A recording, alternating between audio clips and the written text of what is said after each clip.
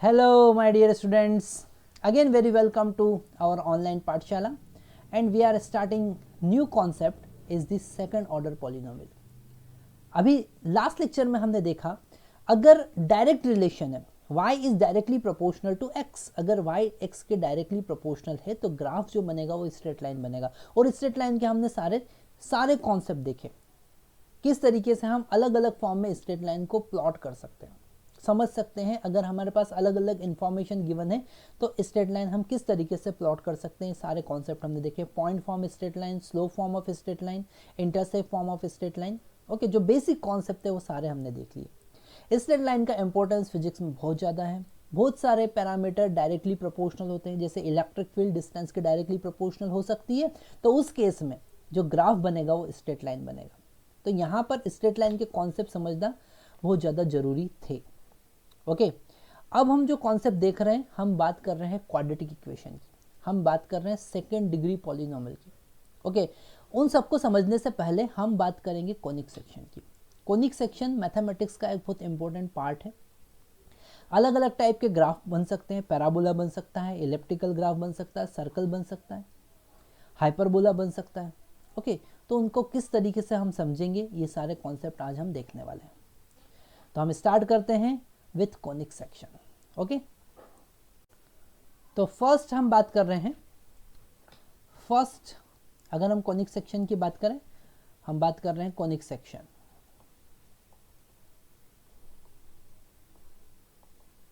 Okay, conic section. First हम बात कर रहे हैं पैराबोला। ओके, फर्स्ट हम बात कर रहे हैं पैराबोला। हमारे पास में एक कोन है और इस कोन को अगर हमने एक वर्टिकल प्लेन से कट कर दिया, ध्यान से हमको समझना है, ये एक कोन है हमारे पास में और इसे हमने एक वर्टिकल प्लेन से कट कर दिया, एक वर्टिकल प्लेन से कट कर दिया। ओके, तो जो ग्राफ हमें मिलेगा, जो शेप हमें मिलेगा, कुछ ऐसा मिलेगा। ओके, जो शेप हमको मिलेगा वो शेप होगा पैराबोला। ओके, तो शेप हमको मिलेगा वो होगा पैराबोला। तो फर्स्ट कॉनिक सेक्शन की हम बात कर रहे हैं पैराबोला। ओके, सेकेंड हम बात करेंगे अगर हम सर्कल की बात करें। ओके, सर्कल हमें सभी को पता है। अगर कोन को हमने हॉरिजॉन्टल प्लेन से कट किया, अगर इसी कोन को हमने हॉरिजॉन्टल प्लेन से कट किया तो जो शेप हमको मिलेगा वो वैसा ही मिलेगा जैसा कि बेस का शेप है। ओके, एक हॉरिजॉन्टल प्लेन से हमने इसे कट कर दिया तो हमें एक सर्कल मिलेगा। क्या मिलेगा? हमें एक सर्कल मिलेगा, हमें एक सर्कल मिलेगा। ओके, जो शेप होगा वो सर्कुलर होगा। यहाँ पर शेप जो होगा वो पैराबोलिक होगा। तो ये जो शेप हमें मिल रहा है ये है पैराबोला, यहाँ शेप जो मिल रहा है वो है सर्कल। ओके, थर्ड कैटेगरी हम देख रहे हैं इलिप्स। थर्ड कैटेगरी हम देख रहे हैं इलिप्स। अगर कोन को हमने एक इंक्लाइन प्लेन से कट किया, बेसिक कॉन्सेप्ट हमको समझना है, मैं आपको सारे बेसिक कॉन्सेप्ट बता रहा हूँ कि क्यों हम इन्हें कोनिक सेक्शन कहते हैं।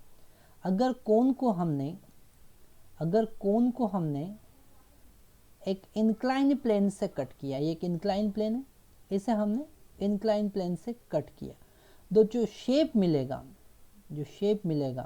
वो मिलेगा इलिप्टिकल। ओके, ये होगा इलिप्स। ओके, और फोर्थ कैटेगरी हमारे पास में है, वो है हाइपरबोला। ओके, अगर हमने दो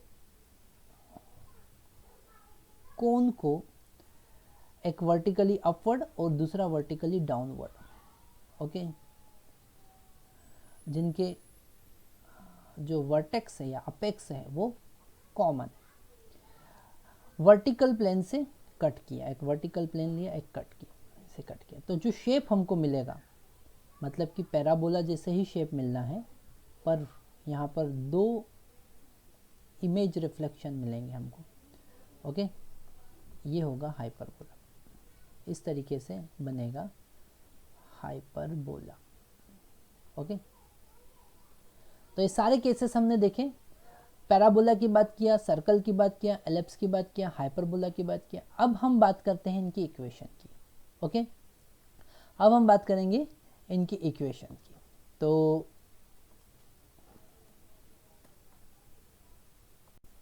अब हम बात करेंगे इक्वेशन की। तो फर्स्ट हम देख रहे हैं equation of parabola, general equation of parabola. तो पैराबोला का जनरल इक्वेशन होता है y square is equal to 4ax। यहाँ पर हमें याद रखना है कि जब कभी एक वेरिएबल का पावर 1 और दूसरे वेरिएबल का पावर 2 होगा तो पैराबोला ही बनेगा। ओके, और जो अभी हमने इक्वेशन लिखा है, इस पैराबोला का शेप जो होगा वो कुछ ऐसा होगा। ओके, यहाँ पर एक फोकस होगा जिसके कोऑर्डिनेट होंगे a,0। तो इक्वेशन से आप कंपेयर करके a उसका फोकस फाइंड कर सकते हो और वर्टेक्स होगा उसका 0,0। ओके, ये है वर्टेक्स और ये है फोकस।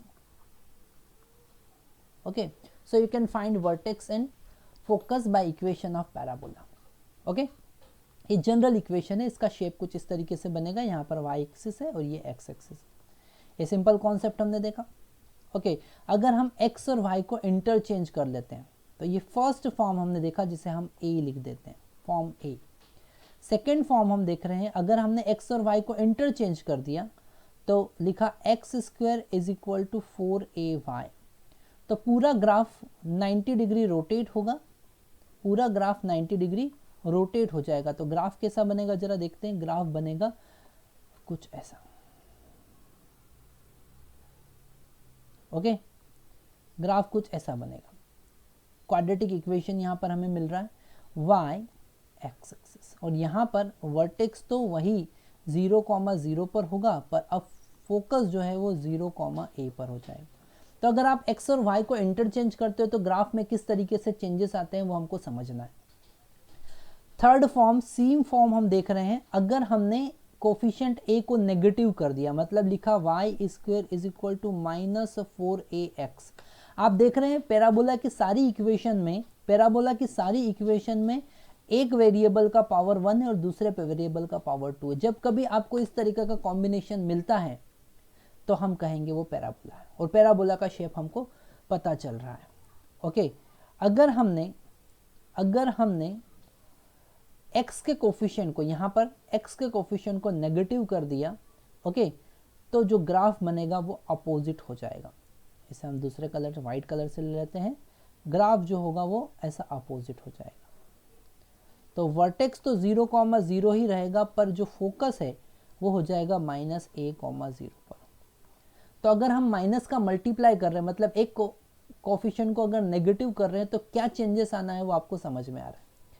लास्ट वाला, लास्ट डी फॉर्म हम लिख रहे हैं।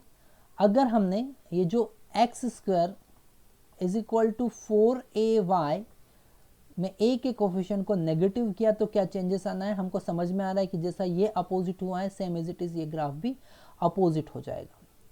तो हम इसे अपोजिट बना देते हैं, डाउनवर्ड बना देते हैं। ये होगा कुछ कॉन्वेक्स टाइप का,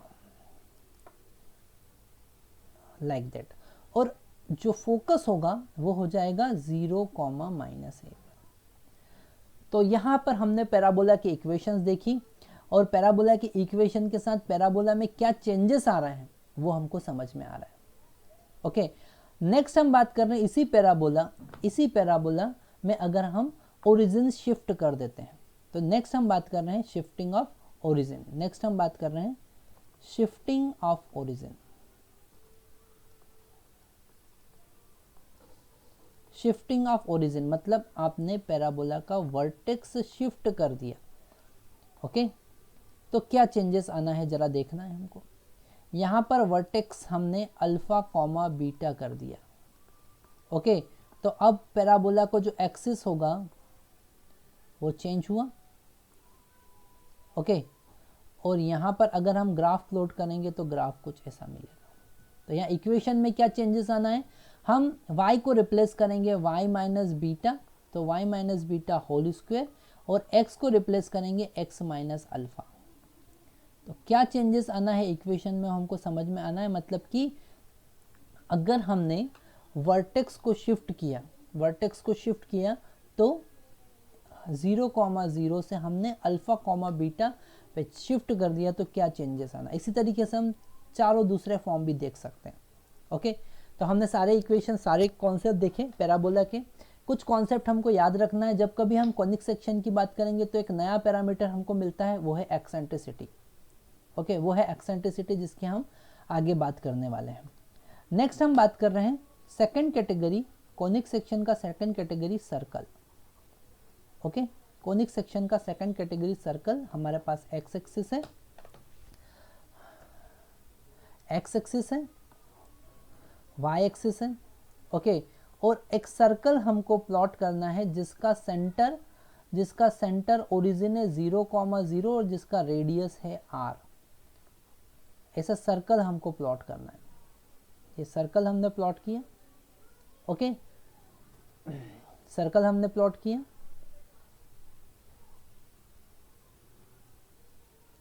ओके, तो इस सर्कल का इक्वेशन क्या होगा, इस सर्कल का इक्वेशन होगा X square plus Y square equal to R square. Okay, तो आप कैसे पहचानेंगे कि इक्वेशन सर्कल का है, तो यहाँ पर ध्यान रखना है एक्स का जो हाईएस्ट डिग्री है वो 2 है और वाई का भी हाईएस्ट डिग्री 2 है, मतलब दोनों का पावर 2 होना चाहिए, हाईएस्ट पावर, और दोनों के कोफिशिएंट इक्वल होना चाहिए। सर्कल की इक्वेशन आप कैसे पहचानेंगे, highest degree of both variable, highest degree of both variable should be equal to 2, इस तरीके से आप पहचान पाओगे। और एक और कॉन्सेप्ट याद रखना है कि the coefficient of highest degree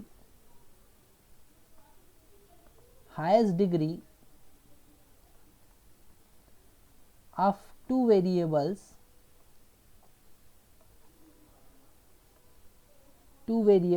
should be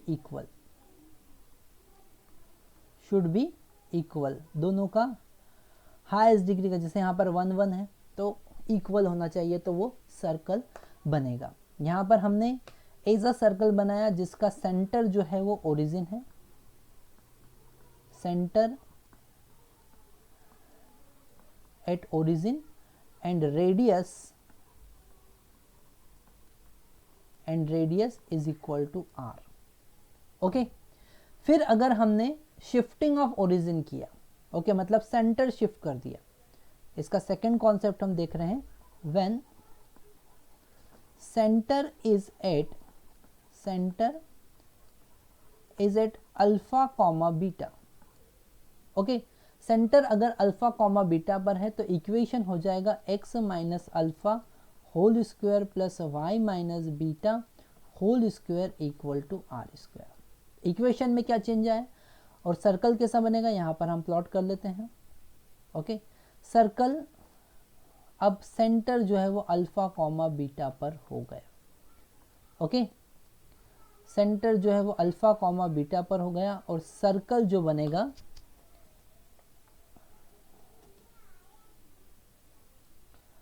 वो कुछ ऐसा बनने वाला है।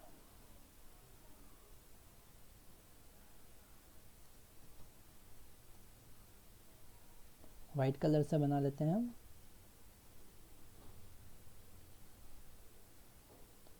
ये सर्कल है। ओके, तो सेंटर जो है वो अब, और इसका रेडियस कितना है, इसका रेडियस है आर। ओके, यहाँ पर एक्स एक्सिस और ये वाई एक्सिस। तो जब आपने ओरिजिन शिफ्ट किया 0,0 से अल्फा कॉमा बीटा, या फिर सेंटर अगर अल्फा कॉमा बीटा पर है, तो इक्वेशन में क्या चेंजेस आएगा और उसका शेप कैसा बनेगा वो हमने देखा। सर्कल की बात हमने की। नेक्स्ट हम बात करेंगे एलिप्स की। थर्ड हम बात कर रहे हैं एलिप्स की। ओके, तो एलिप्स का शेप कैसा होगा जरा हम देखेंगे। एलिप्स का शेप अंडाकार होता है। ओके, एक शेप होता है।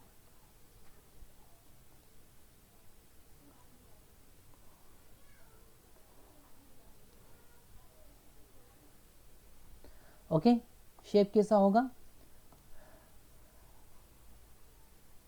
ऐसा कुछ शेप होगा एलिप्स का।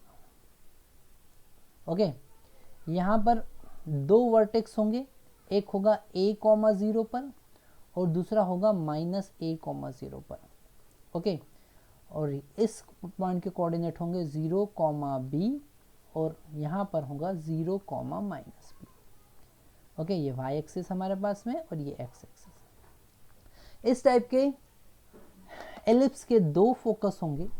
हमेशा एलिप्स के दो फोकस होते हैं, एक होता है AE,0 और दूसरा होगा -AE,0।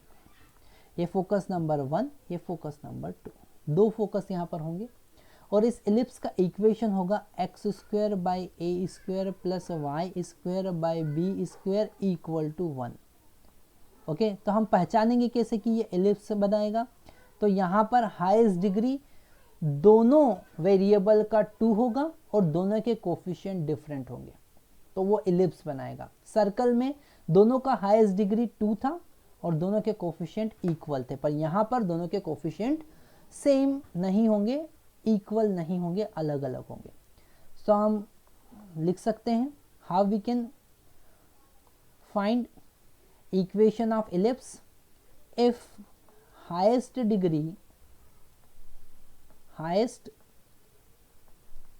degree of both variable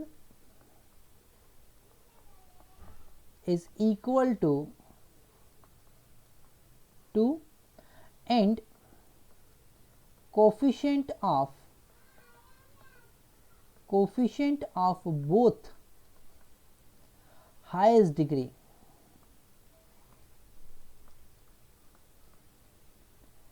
variable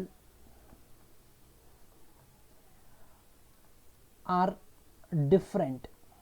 अगर अलग अलग होंगे तो जैसा यहाँ पर दिख रहा है ना, x² कोफिशिएंट क्या है 1/a², y² कोफिशिएंट क्या है 1/b², तो ये एलिप्स बनाएगा। अब यहाँ पर e क्या चीज़ है, e को हम कहेंगे एक्सेंट्रिसिटी,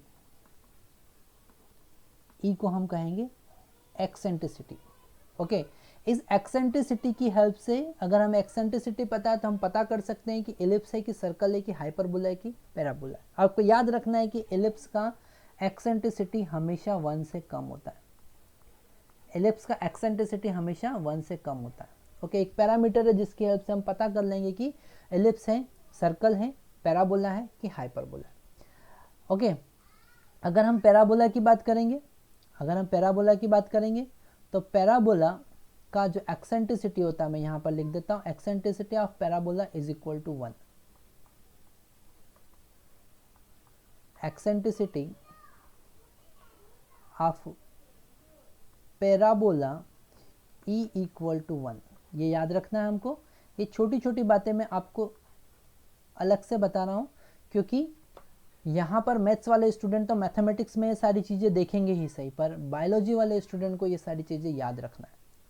ओके, तो शॉर्ट में मैं आपको बता रहा हूँ कि किस तरीके से आप एलिप्स को, पैराबोला को, हाइपरबोला को और सर्कल को डिफ्रेंशिएट कर सकते हैं। अगर हम सर्कल की बात करें, यहाँ पर मैं लिख देता हूँ, सर्कल का एक्सेंट्रिसिटी 0 होता है। ओके, eccentricity of circle E is equal to 0 होता है। ओके, तो इस तरीके से हम पहचान सकते हैं। सेम एज इट इज, अगर हमने ओरिजिन शिफ्ट किया तो क्या चेंजेस आना है हमको पता है। व्हेन ओरिजिन शिफ्टेड, अगर हम ओरिजिन को शिफ्ट करेंगे तो x minus alpha whole square divided by a² plus y minus beta whole square divided by b² is equal to 1। Okay, और यहाँ पर अल्फ़ा कॉमा बीटा पर एलिप्स पहुँच जाएगा। जो उसका सेंटर है, एलिप्स का सेंटर जो है वो अल्फ़ा कॉमा बीटा पर अब पहुँच गया है। तो बेसिक कॉन्सेप्ट हमको समझ में आ रहा है। ओके, बेसिक कॉन्सेप्ट हमको यहाँ पर समझ में आ रहे हैं।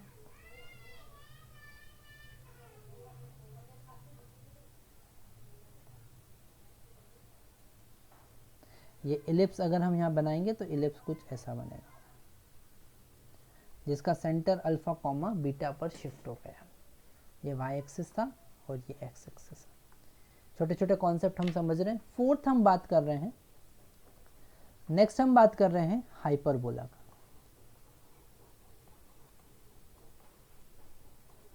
नेक्स्ट हम बात कर रहे हैं हाइपरबोला का। अगर हाइपरबोला की इक्वेशन देखें तो वो होता है X square by A square minus Y square by B square equal to 1।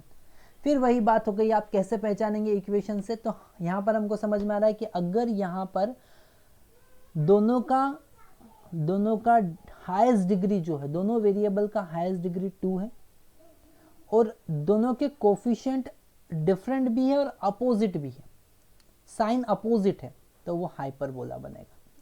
बहुत बेसिक कॉन्सेप्ट यहाँ पर हम समझ रहे हैं। हम देख रहे हैं कि दोनों का जो हाईएस्ट डिग्री है, highest degree of both variable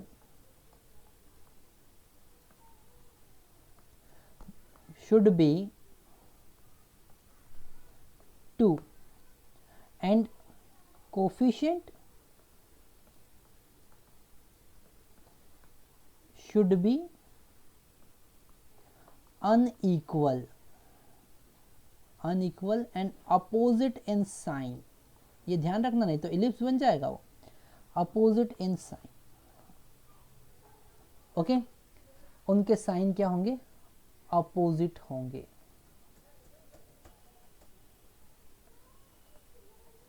okay, और अगर हमको हाइपरबोला प्लॉट करना है तो ये हाइपरबोला कैसा बनेगा, हाइपरबोला के 2 वर्टेक्स होंगे। ओके, और 2 फोकस होंगे।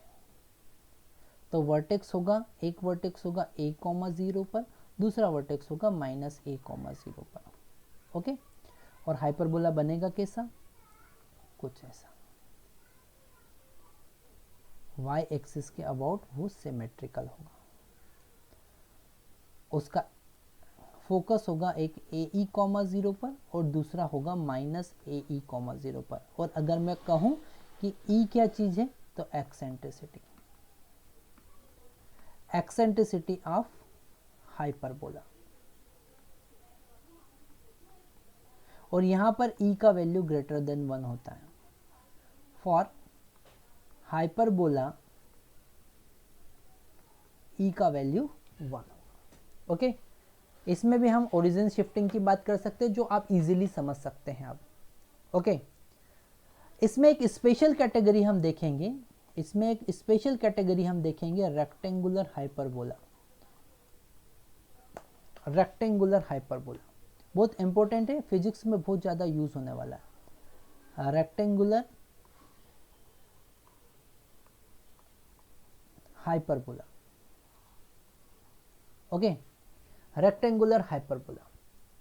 अगर हमने ऐसा कहा कि y इज इनवर्सली प्रोपोर्शनल टू x, मतलब कि x into Y is equal to some constant, अगर आपने ऐसा कहा, जो कि मैक्सिमम टाइम होने वाला है, like potential is inversely proportional to distance, potential of point charge is inversely proportional to distance, potential energy also inversely proportional to distance।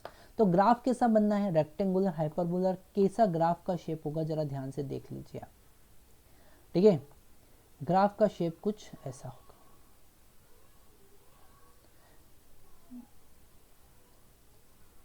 ये रेक्टेंगुलर हाइपरबोला हमने प्लॉट किया।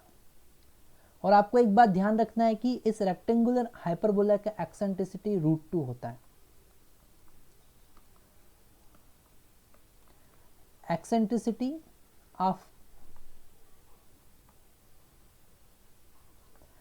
Rectangular hyperbola E equal to √2। बहुत important concept मैं आपको बता रहा हूँ। जैसे एग्जाम्पल हम देखें, अगर हम आइसोथर्मल प्रोसेस की बात करें, आइसोथर्मल प्रोसेस की अगर हम बात करते हैं, आइसोथर्मल प्रोसेस जिसमें टेम्परेचर क्या होता है, कांस्टेंट होता है आइडियल गैस के लिए, तो P is inversely proportional to V। और अगर हमने thus the graph between pressure and volume is rectangular hyperbola।